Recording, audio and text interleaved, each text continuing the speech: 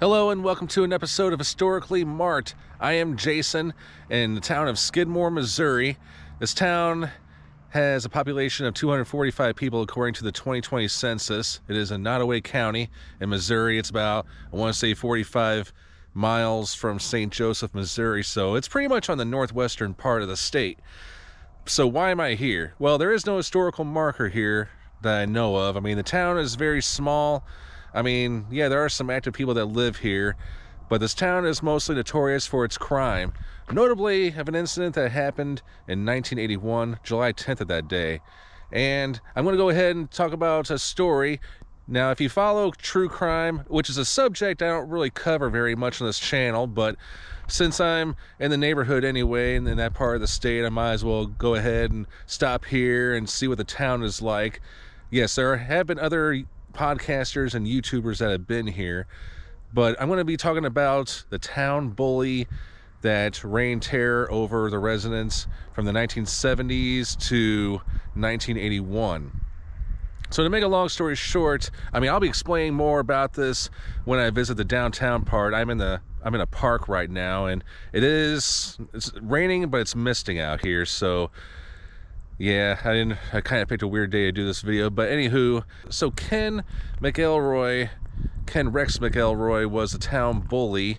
He was a farmer, and he was one of those people, even in his adult years, he was doing what he could to get what he wanted, and it didn't matter if he hurt anybody. I mean, as long as he was happy by the end of the day, as long as he got what he wanted. He pretty much got away with a lot of stuff, with the only exception being murder, but he was charged for assault and for nearly killing somebody. He did get away with shooting 2 people, which I'll talk about later in the video, but there were other things such as statutory rape, arson, stealing. I mean, the list is really long, believe it or not. It's all hearsay, but it has been documented really well. There have been movies made about the incident. There's one called In Broad Daylight, which was a TV movie that was put out in 1991. I actually watched it here on YouTube. I mean, it's loosely based on Ken McElroy, who is played by character actor Brian Dennehy. He is best known as the crooked policeman in the Rambo First Blood. But also, there have been books about it. But on July 10th, 1981, residents of this town decided to take the law into their own hands. When law enforcement did very little about any of the incidents that related with Ken McElroy, the town pretty much ganged up on Ken, and at least 2 people shot Ken McElroy down with his wife, who was, I forgot how many years his junior was. I'll explain more, like I said, who was standing right by his side. And after the incident happened, after he was shot down and he was lying there dead, every person from the town went home. To this day, the murder remains unsolved of who killed Ken McElroy. I mean, it has been suggested that yes, 2 or more people were shot at him. There was 2 different bullets that was investigated through an autopsy. But I'm going to be showing you a few areas where it all happened. So come with me and let's explore. And I'm really sorry if it looks all blurry. Like I said, it's really misting out here, so my lens may be a little messed up. But the village has been given the nickname the town that got away with murder, maybe for the right reasons. I mean, the incident happened 44 years ago, so, I mean, it could be possible that the people that killed him are not alive, or maybe they're walking the streets a free person, or maybe they moved somewhere else. But I'm sure maybe half or maybe more than half the people are no longer with us that were there that day. But we're going to go ahead and check out the Main Street part of town. Okay, so now I'm in, I guess, pretty much the central part of the town, or village. That is a Veterans Memorial. Gazebo, and I forgot to mention there's really no services here in this town. Like, that obviously used to be a gas station.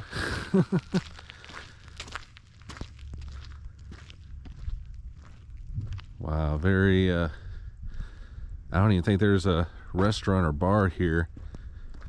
Now, right behind that sign over there, that's Skidmore City Hall. And right over there, in that white building, that is where McElroy was killed.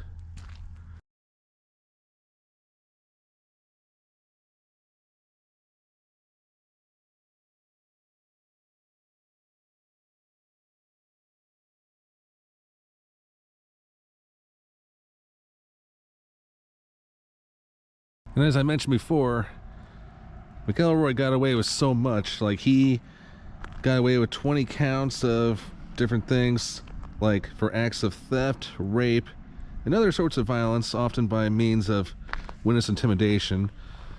But if he was mad at somebody, or if somebody didn't do what he said, he would stalk them. Like, he would he would just sit in his truck outside that person's house and follow them.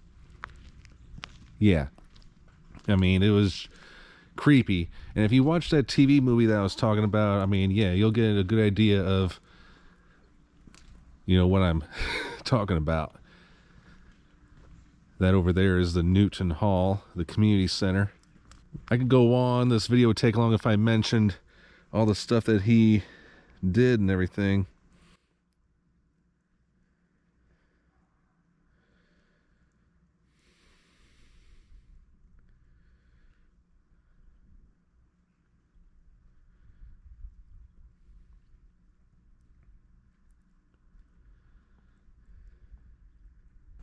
So very much so, the last straw came in 1980. Now, McElroy had at least 15 kids. I don't really know right offhand how many he had, but two of his daughters were shopping at a grocery store that was owned by Bowenkamp and his wife. But two of his daughters were shopping there, and allegedly they were stealing candy. The wife saw him, and then it got back to Ken, and he was like, the next day or sooner than that, he went up to the storekeepers and said, "Hey, what are you doing accusing my daughters?" or something like that.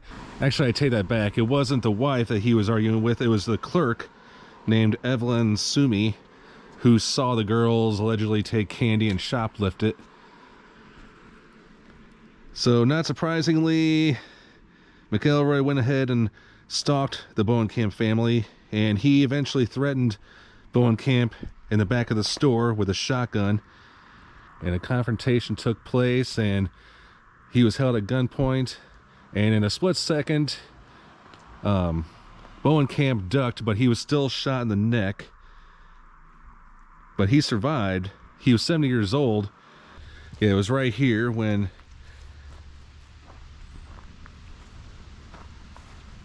McElroy threatened Bowenkamp and shot him. I mean, it was just literally walking distance from the tavern.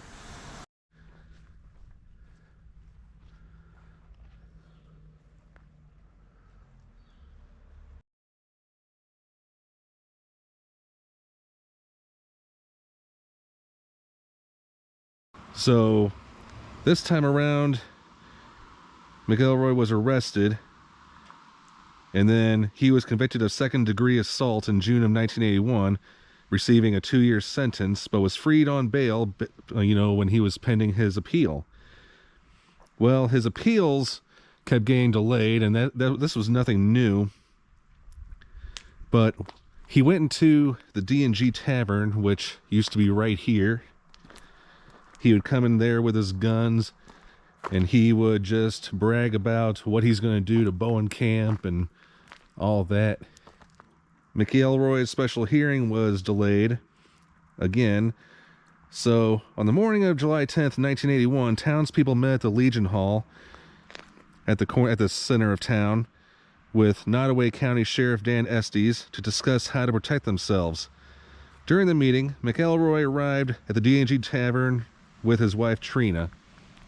As he sat drinking at the bar, word got back to the men at the Legion Hall that he was in town. And even though nobody took him really seriously, Sheriff Estes told the crowd not to get into a direct confrontation with McElroy, but instead seriously consider forming a neighborhood watch program. The sheriff then drove out of town, and then when it was made clear that he was out of city limits, it was said by somebody who was there that he winked, like he was like, whatever, you know. He winked to the crowd. But the citizens of the meeting decided to go to the tavern all together, and then a crowd soon formed outside of here, and they were all waiting for Ken and his wife to come out. And so Ken was kind of like puzzled, not surprisingly. His truck was parked somewhere right here, and while he was sitting in his truck, he was shot to death by at least two people in the crowd. Now, I don't really know much of the history of this building. I don't know how long the tavern was in operation. Yeah, it's secured by ADT. Yeah, broken glass.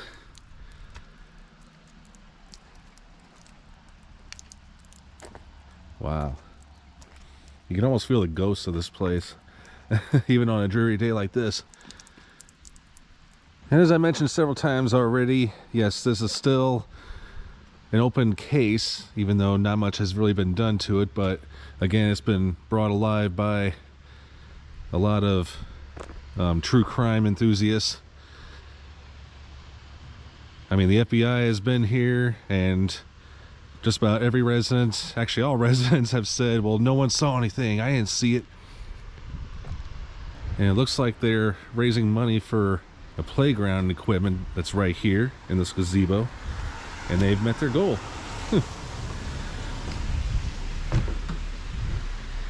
I don't think this gazebo was here during the time of the incident. Now, some may criticize that the press labeled McElroy as a victim of a crime, even though many of his, of course, a lot of his victims would definitely say, well, well, it's not like he didn't do anything. I mean, I'm sure they'd say a lot of things, especially those who he had threatened. Now, when I was at the park earlier in this video, I did see a lady who looked like she was in her 70s. She had a full head of gray hair. Maybe she was in her 60s, maybe she was in her 80s. She was nice. She waved and said hello. She was walking her dog, and I almost asked her, I said, oh, have you lived here all your life? Well, it wouldn't do me any good, because then she'd probably think of the incident that happened on July 10th, 1981. But yeah, I mean, I don't blame her for not saying anything. I wouldn't have asked her if I had. Same goes for anybody in this town.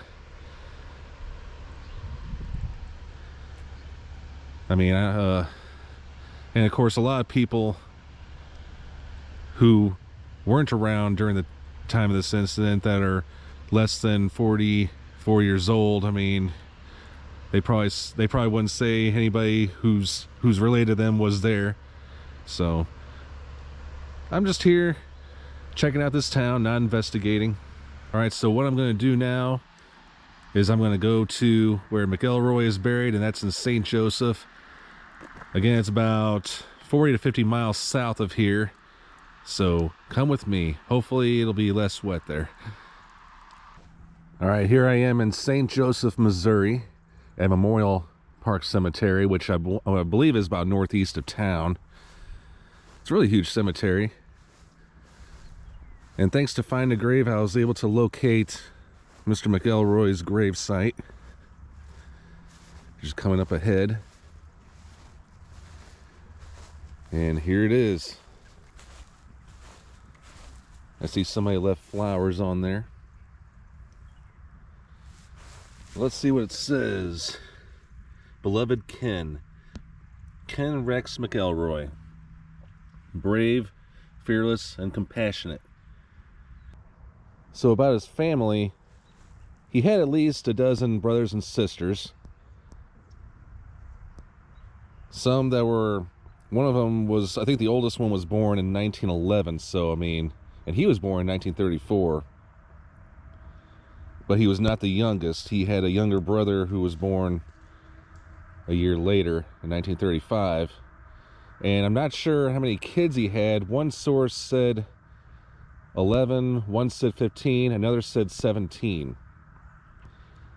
But two of them, at least two of them, are deceased. One of them died at birth or when they were a baby in 1967, his son Tony. But I'm sure a lot of true crime enthusiasts, podcasters, and YouTubers have been here. I know at least one, and that's one of my favorites, Lamont. But he came here to call this guy a scumbag. But I'm not going to call him any names. I mean, I wasn't there when all the incidents happened, or the alleged incidents, but I'm just kind of curious.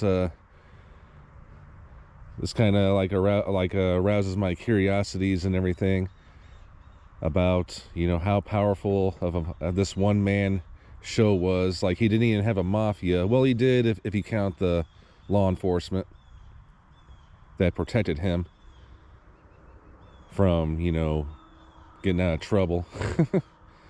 I'm sure his kids are all great people and everything, and maybe they want to distance themselves from their famous father.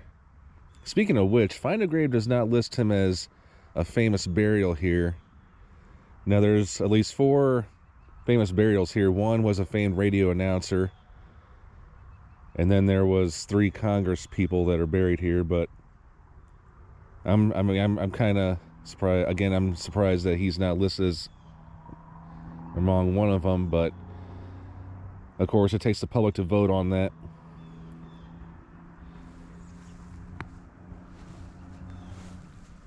We're going to take one last look. So here it is. This is the final resting place of Ken Rex McElroy, the town bully of Skidmore, Missouri. Thank you so much for tuning into this episode of Historically Mart. I am in St. Joseph Memorial Cemetery in St. Joseph, Missouri. And I hope this continues to get looked at. I mean, I'm sure it will be, as long as the true crime people are keeping it alive. But I thought I'd come out here and just kind of take a look since I'm passing through town. But all right, I am Jason, sign off.